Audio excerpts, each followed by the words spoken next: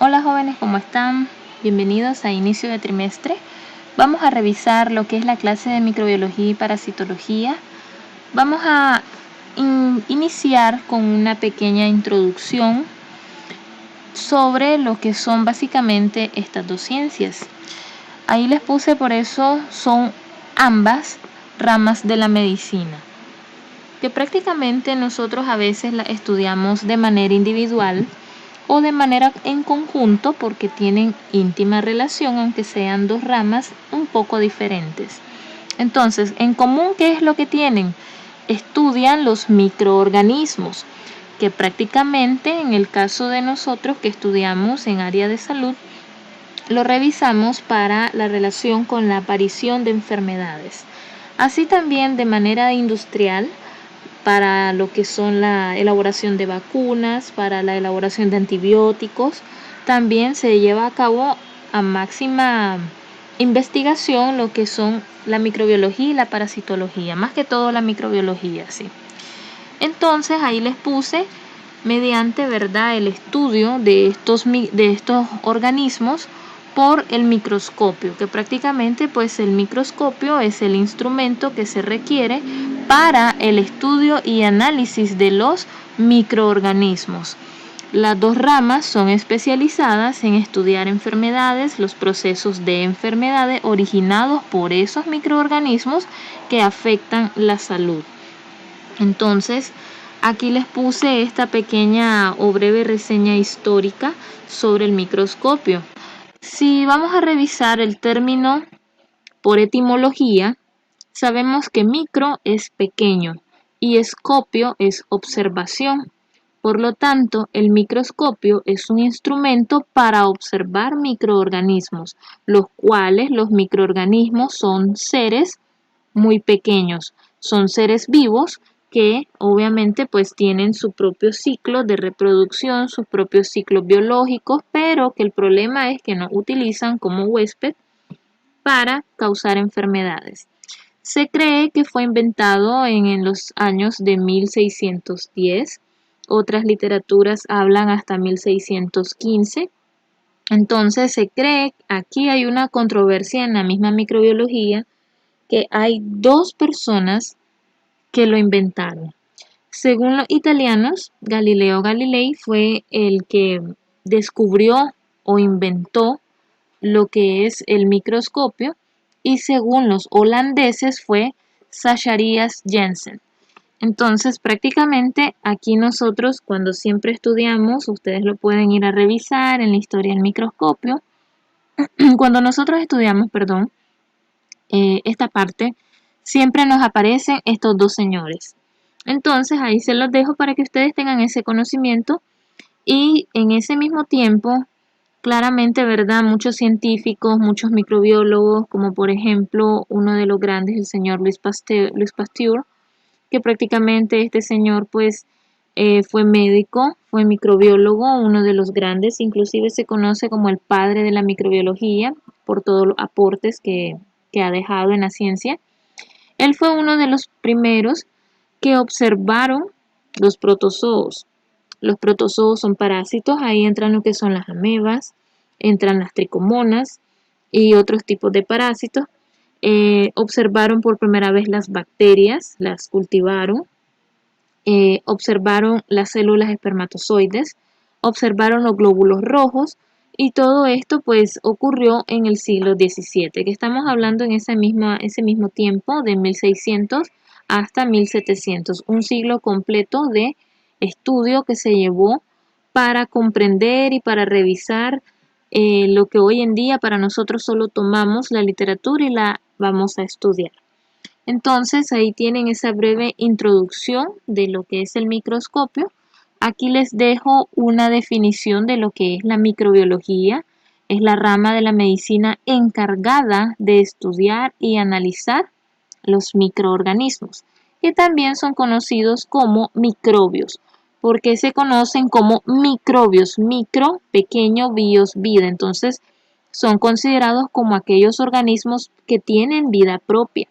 Entonces, prácticamente la microbiología, chicos, estudia los virus, los hongos, los parásitos, las bacterias. Entonces, parasitología viene siendo una rama que depende de la microbiología por el hecho de que necesitamos un microscopio para analizar cómo se comportan.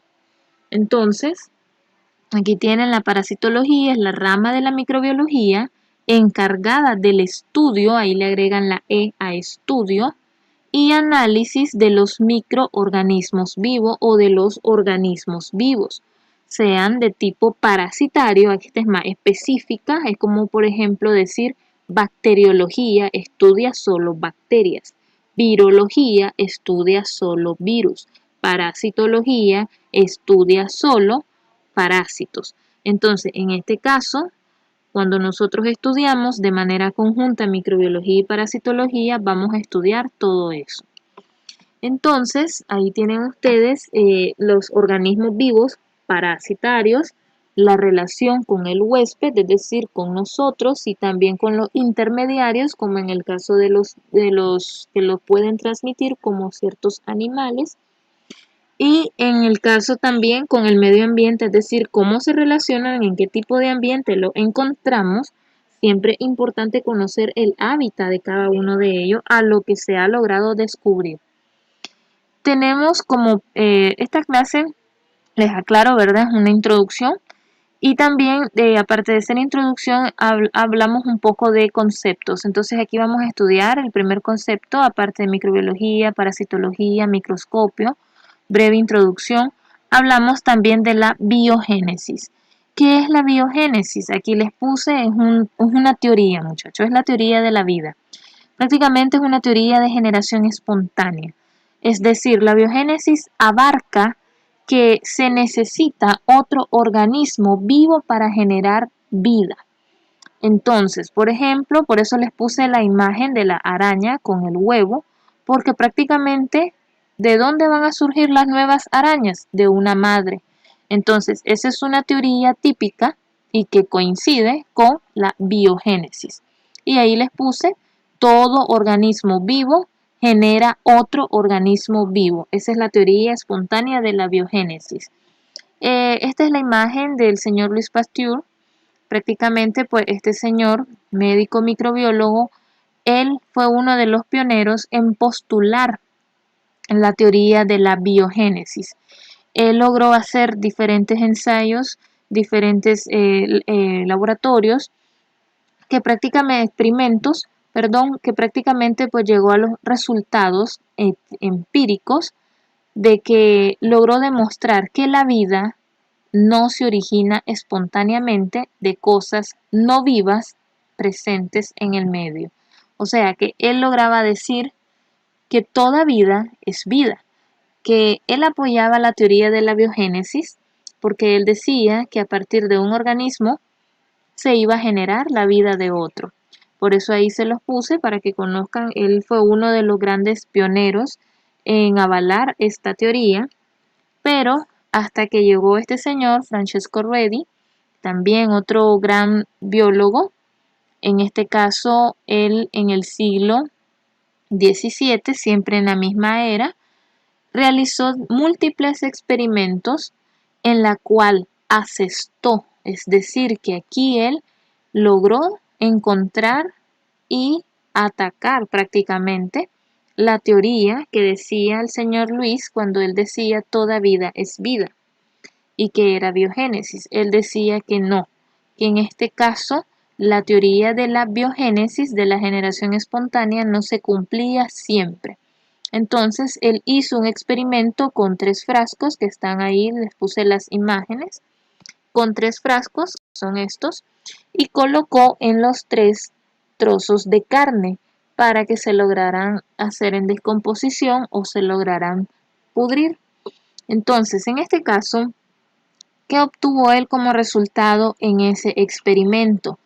En el frasco número 1 lo dejó destapado, el frasco número 2 lo dejó tapado con un corcho y en la número 3 lo tapó con una especie de tela delgada amarrado o como una especie de sedazo amarrado por la parte más estrecha del frasco.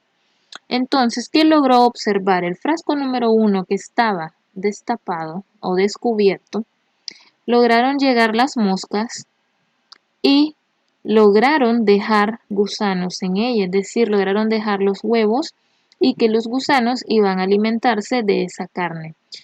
En el frasco número 2 no se generó absolutamente ningún gusano y en el frasco número 3 tampoco se originó ningún gusano.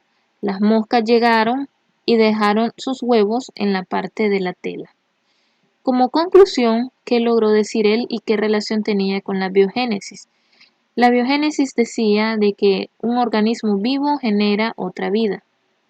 Él decía que según sus experimentos, si la carne es un organismo, aunque a lo mismo que decía el señor Luis, que no necesariamente tenía que ser materia viva, pero que podía generar vida, entonces él decía la carne no se podía generar gusanos de manera sola. Tenía que existir un otro microorganismo, en este caso la mosca, que llegaba e inoculaba los huevos de los gusanos en la carne. Entonces, él decía esa teoría y con eso él votaba lo que los otros científicos del momento decían. Entonces, por eso ahí les puse asestó con un duro golpe hacia esa teoría. Aquí les puse esto, pues lo mismo, prácticamente él decía que sin la mosca, la mosca era la que podía generar el gusano y el gusano se iba a comer la carne. Pero si la mosca no llegaba, simplemente no se generaba que la carne se pudiera podrir por sí misma y generar los gusanos por sí misma. Entonces, ningún ser, esa fue su conclusión, ningún ser surgía espontáneamente, sino que la aparición de gusanos era producido por las larvas que dejaba la mosca al depositarse en la carne. Eso es el conocimiento que él dejó, creó mucha controversia en la época, ¿verdad? Todos decían otra cosa y él fue uno de los que hizo mayor observación y llegó a nuevas conclusiones. Entonces, él decía también, de hecho lo logró demostrar, que la vida se puede transmitir solamente a partir de seres vivos. Nada tiene que ver, decía él, cuando decía Pasteur, en relación, nos vamos a regresar, cuando él decía que la vida se originaba no de manera espontánea y de no cosas vivas. Entonces, esa teoría la vino a votar el señor Reddy cuando decía se transmite solamente de seres vivos, en contraste con la abiogénesis. La abiogénesis es lo contrario de la biogénesis, que esta es la generación de la vida a partir de otro ser vivo. La abiogénesis significa la manera en cómo no se produce la vida a partir de seres vivos o de seres no vivos. Entonces, prácticamente ahí a la abiogénesis estudia lo que es los fósiles, cómo se logran conservar, que prácticamente son organismos que existieron, pero que están congelados, pero que a partir de ellos no se puede generar vida. Entonces, prácticamente sí fue un gran aporte y nos damos cuenta de la realidad y que no estaba tan desorientado como se había creído anteriormente. Aquí les dejo siempre en la introducción qué tipo de aplicaciones cubre la microbiología. Cuando digo aplicaciones es la manera de los usos que nosotros le damos a esta ciencia. Tenemos la microbiología médica que prácticamente funciona para estudiar la prevención de las enfermedades infecciosas, lo que sean de bacterias, de virus, de parásitos, de hongo. Para eso estudiamos la microbiología, para comprender las enfermedades causadas por ellos y dar el tratamiento oportuno. Tenemos la microbiología de alimentos, que incluye el uso de microorganismos, eso significa MO, el uso de microorganismos en la preparación de los alimentos. Es decir, aquí la microbiología de alimentos, jóvenes, aplica en el caso de manera industrial, cuando se va a hacer lo que son la preparación de los quesos, la fermentación de la leche, por ejemplo, cómo se hace el yogur, cómo se genera la leche agria. Prácticamente eso es microbiología de alimentos, incluir el uso de los microorganismos para preparar otros. Tenemos la microbiología del agua, que prácticamente esta estudia el consumo de las aguas, pero que éstas estén óptimas, es decir, que sean potables. La microbiología del agua estudia y garantiza la potabilidad del agua sin contaminación de bacterias.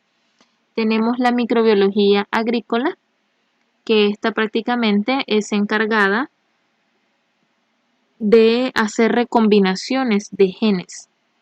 Aquí entra lo que es los transgénicos, el uso de las hormonas, el uso de mismas sustancias que ayudan a alterar la biología natural de las plantas.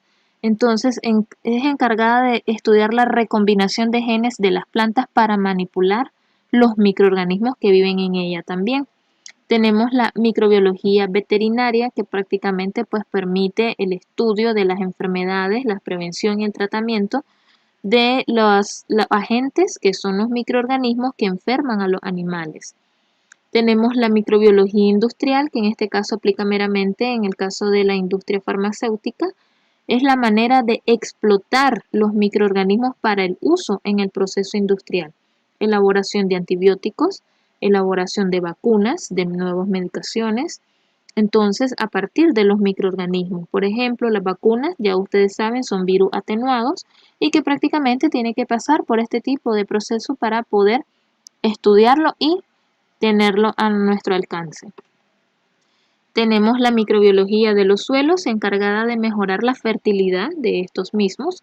La microbiología del aire, que estudia los microorganismos que están influenciados por las condiciones meteorológicas y por el tipo de terreno en el que la persona se encuentra. Tenemos la microbiología evolutiva, encargada de estudiar los procesos de evolución de los microorganismos, es decir, cómo evolucionan los microorganismos y nos puedan causar las enfermedades. Aquí les puse prácticamente, pues esas son las aplicaciones, pero las ramas puras de la microbiología son estas 4.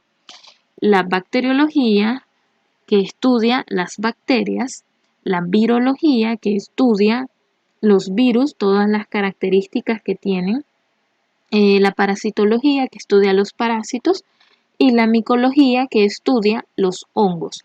En cada una de las ramas de la microbiología, nosotros logramos estudiar las características que tienen cada uno de ellos, la manera de cómo se comportan en el ambiente, dónde se encuentran, cómo nos podemos enfermar, medios de transmisión. Estudiamos el cuadro clínico, lo que se produce en el organismo, estudiamos la severidad de los cuadros o qué tan leves puedan ser. Estudiamos los tratamientos de prevención y estudiamos tratamiento que se va a dar en la enfermedad, que prácticamente nos ayuda a controlar y mejorar el estado de salud de las personas cuando tenemos mayor conocimiento de estos mismos. Entonces, aquí les puse, tenemos que recordar, esto es algo básico e importante, lo que son las células procarióticas, eucarióticas, para poder entender los reinos, para poder entender la taxonomía o la clasificación de la microbiología. Entonces, de manera rápida y sencilla, solamente les puse y se los recuerdo. Recuerden que todo lo que es eucariótico son las células que contienen un núcleo. Es decir, las EU viene de algo verdadero y cariótico viene de núcleo. Entonces, eucariótico es aquello que tiene núcleo, que prácticamente es característico de los individuos, nosotros, seres vivos. Entonces, ahí les puse prácticamente está dado con información genética. La información genética nosotros la almacenamos en nuestro núcleo de las células, mientras que los organismos procarióticos son conocidos también como las células en el caso de las bacterias, y que constan prácticamente de muchos nucleótidos, pero que lamentablemente pues ellos no tienen núcleo. Eso es algo ventajoso para nosotros conocer eso, porque así es como se han creado los antibióticos para atacar la pared celular. Si nosotros atacamos la pared celular de las bacterias, vamos a causar bacteriolisis y vamos a terminar erradicando la infección. Entonces, eso es un factor positivo, pero que les digo y les recuerdo, aquí vamos de la mano con la biología directamente, son subramas de esta ciencia y que prácticamente volvemos a recordar, por eso aquí les puse eso, y les dejé este pequeño cuadro con las diferencias entre los organismos procarióticos y eucarióticos. Aclaro, este cuadro no lo hice yo, este cuadro lo descargué, me gustó porque está completo para ustedes. Entonces, observemos acá. Las procarióticas, recuerden que son las bacterias, las eucarióticas pues serían cada una de nuestras células diferenciadas. Y observen, las procarióticas no tienen núcleo, nosotros sí. Son pequeñas, menos de 10 micrómetros, las de nosotros son un poco más grandes, más de 10 micrómetros de tamaño. No poseen organelos, nosotros sí tenemos una estructura eucariótica bastante compleja. No tienen citoesqueleto las procarióticas, así que es mucho más fácil que si no tienen un sistema de sostén, de soporte, es fácil atacarlo a través de los antibióticos que podamos utilizar para erradicar la enfermedad. En cambio nosotros sí tenemos citoesqueletos, son nuestras células un poco mejor estructuradas y fortalecidas. Siempre son unicelulares, nosotras no, nosotros tenemos unicelulares y pluricelulares, eso lo observamos también en los animales que tienen células de tipo eucarióticas. Pertenecen a los reinos bacterias, las procarióticas, y a los archae. Nosotros pertenecemos a los protistas, fungis, plantaes y animalia. Tenemos que las procarióticas solamente se reproducen de manera asexual, mientras que las eucarióticas de reproducción de los dos tipos, tanto sexuales como asexuales. Entonces aquí les dejo en esta imagen, igual solamente para que ustedes logren observar estas generalidades. Encontramos la eucariótica con el núcleo en el centro, aquí lo tienen, esta parte de acá, mientras que las procarióticas no tienen núcleo y todo su código genético está disperso en lo que es el citoplasma y parte de las mitocondrias, los ribosomas, que eso es el único organelo que ellas mantienen para almacenar código genético. Entonces, aquí les puse para poder comprender, ¿verdad? Como les estaba diciendo, la taxonomía, que teníamos que revisar las generalidades de las procarióticas y las eucarióticas.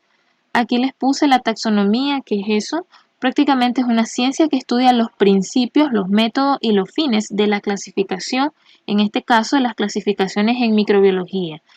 Esto a nosotros nos permite conocer las clasificaciones de los microbios, de los microorganismos, conocer las nomenclaturas, es decir, los nombres, cómo se le llaman las especies y todo esto, y la identificación. Entonces, en la clasificación nos ayuda a entender cómo están organizados, ordenados según su semejanza por evolución en diferentes grupos. La nomenclatura ayuda a asignar el nombre científico en base a ciertas reglas ya establecidas internacionalmente. Por ejemplo, cuando nosotros estudiamos bacterias, siempre tenemos que conocer que se escriben en letra cursiva, esa es parte de la nomenclatura. Siempre tenemos que conocer que la primera parte se escribe con mayúscula o el inicio del nombre con mayúscula y en cursiva. Eso lo vamos a ir desarrollando más adelante. La identificación que prácticamente me permite, o es la parte más práctica que me permite reconocer el tipo de microorganismo. Si esto es un parásito, si esto es una bacteria, si esto es un virus, me ayuda a mí a identificar qué tipo de microorganismo es. Aquí les dejo los tipos de taxonomía, que prácticamente son estos tres: la taxonomía fenotípica, la taxonomía filogénica o filogenética y la taxonomía polifásica. En la primera, nosotros cuando hablamos de fenotipos hablamos de caracteres. Por eso ahí les puse clasifica las semejanzas entre las apariencias o características. Me permite a mí comprender cuánto mide este microorganismo, si es un tipo de parásito, dentro de las mismas especies, qué diferencias existen. Entonces, perdón, eso es taxonomía de tipo fenotípica, porque me permite el estudio de la apariencia y las características de este mismo. Claramente no estudian la evolución. La que estudia la manera en cómo evolucionan, cómo pueden mutar, lo que ustedes escuchan es que este virus mutó a tal cosa, ahora se va a llamar fulanito de tal. Eso ya es taxonomía filogenética, la cual se basa más en evolución que en las características que tenía. Y la polifásica prácticamente estudia las dos cosas, trata de armonizar la fenotípica con la filogenética, permite ser un buen complemento porque a veces nosotros cuando vamos a estudiar nuevas cepas de virus, de bacterias, de hongos, parásitos, tenemos que conocer la fenotípica clásica, cuáles eran las características anteriores, la filogenética, cómo ha venido evolucionando, y esa combinación es la polifásica. Entonces ahí tienen ustedes prácticamente lo que son los tipos. Vamos a revisar los rangos taxonómicos, para que ustedes vean. Los rangos son 8 y que permiten mantener la jerarquía. Y ahí les puse que es un taxón, porque también son conocidos como taxón o taxones. Son términos que permiten ser utilizados de manera en singular o en plural, como les digo, taxón o taxones, para determinar un grupo de organismos que se clasifican como una unidad. Entonces, en ese caso, aquí les puse los rangos taxonómicos, son 8. Empezamos con el más grande o con el rango mayor, que es el dominio. El dominio, ahí les puse, es el rango más alto. Esta clasificación prácticamente es nueva. Después de los años 90, 92 más o menos, se viene dejando ingresado como dominio. Antes el reino era el rango más alto. Entonces, los 3 dominios son bacterias, archeas y eucariotas. Si ustedes recuerdan, en la parte anterior, bacterias y archaeas son prácticamente organismos procarióticos, y eucariotas, que son prácticamente la plantae, el animalae, que ahí entramos nosotros, el hongo, los protistas son eucariotas. Entonces ahí tienen, es el rango más alto. El reino era el rango más alto, que ahora le sigue al dominio. Y aquí nosotros estudiamos lo que es el reino Animalia, los animales, plantae, las plantas, los hongos o fúngicos, que son los hongos que conocemos. Los protistas, entran los archaeas y las bacterias. Tenemos después el filo o la división, que es el rango más específico que el reino. Aquí nosotros estudiamos, por lo menos les puse ahí de ejemplo, en el reino Animalia encontramos hasta 35 tipos de filo. Encontramos los dorsales, encontramos las esponjas, encontramos las esporas. Entonces ahí tienen ustedes que el filo es un poquito más específico que el reino. Le sigue la clase, que es un rango un poco general, pero es mucho más específico que el filo. Por ejemplo, en el caso del reino Animalia hay 108 clases. Vamos todavía abriendo cada uno. Si nosotros estudiamos Animalia como reino, encontramos que en filo tenemos una subclasificación, y si hablamos de siempre el mismo reino Animalia, en clase encontramos 108 clases. Por ejemplo, los mamíferos, las aves, los reptiles, y cada uno de ellos tienen más especificaciones que van entrando en la siguiente, que es el orden. El orden es más específico que la clase, son subtipos de familias, pero no son familias como tales. En familia estudiamos que todavía son más específicos que el orden. Por ejemplo, si hablamos de carnívoro, tenemos los canidaes, los felidaes, los ursidaes, que ahí en los ursidaes entran los osos, felidaes los felinos, canidaes los caninos.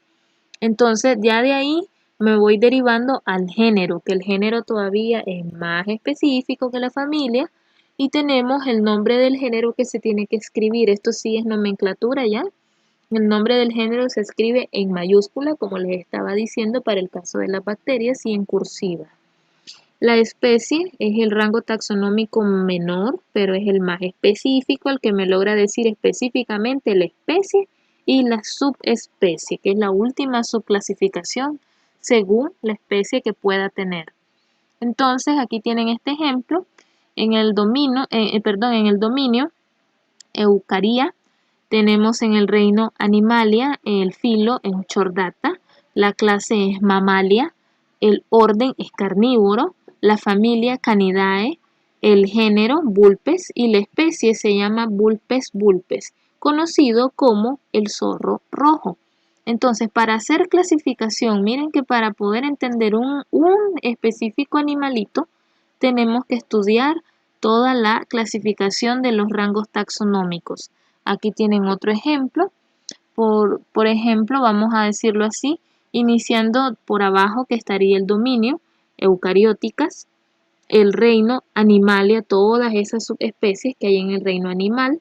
El filum son chordatas, todos esos que están ahí, los marsupiales, las tortugas, las ranas o los reptiles. Entonces todos ellos son chordatas. La clase, aquí tenemos, si queremos hablar solamente de un solo animalito, vamos desglosándolo al dominio, al reino, al filo, a la clase, al orden, familia, género y especie. Entonces en la clase nos vamos enfocando solamente en el que el ejemplo nos está dando, que vamos a revisar en aves, ahí están todas las otras subclasificaciones, el orden que se va a llamar en ese caso Passeriformes, la familia Pharyngilidae, el género Cardinalis y la especie Cardinalis cardinalis, conocido como el ave cardenal norteño. Entonces, para que ustedes vean, claro, no los estoy asustando, no quiero que ustedes se aprendan todo esto, ¿verdad? Porque a menos que vayan a ser biólogos, sí va a ser necesario, pero para que ustedes recuerden que esta es una clase de introducción y que claramente pues tenemos que conocer cómo estamos organizados taxonómicamente y que la microbiología es la principal que estudia estos órdenes. Entonces aquí les dejo, esta sería una especie de primera guía para que vayan ustedes estudiando en sus cuadernos. Les hago énfasis a mis nuevos estudiantes que nunca han tenido clase conmigo. Estas guías, muchachos, prácticamente son preguntas para examen, que claramente después de cada clase siempre se las estaré facilitando para que ustedes tengan mayor precisión de las probables preguntas para examen. Entonces vayan contestándolas, todas son de la clase que les estoy dejando ahorita y prácticamente pues funcionan para que ustedes vayan repasando más específicamente. Recuerden, vamos a estar trabajando con reuniones virtuales en Google Meet para que vayan traveseando la aplicación y nos empecemos a reunir a partir de la próxima semana para aclaraciones de las clases. Así que cuando entren a las reuniones tienen que previamente haber estudiado la clase que les estoy dejando y contesten sus preguntas para que prácticamente también vayamos aclarando y no vayan con dudas al examen que van a hacer. Entonces, chicos, aquí les dejo esta pequeña frase. Te darás cuenta de lo que hoy parece un sacrificio, va a terminar siendo el mayor logro de tu vida. Prácticamente es una frase que les dejo para que ustedes tengan una mayor incentivo y se preparen, ¿verdad? Siempre todo esfuerzo tiene su gran recompensa, que prácticamente pues va a ser cuando terminen su carrera. Entonces, chicos, sin más pues que agregar, bienvenidos al trimestre y saludos, bendiciones a todos.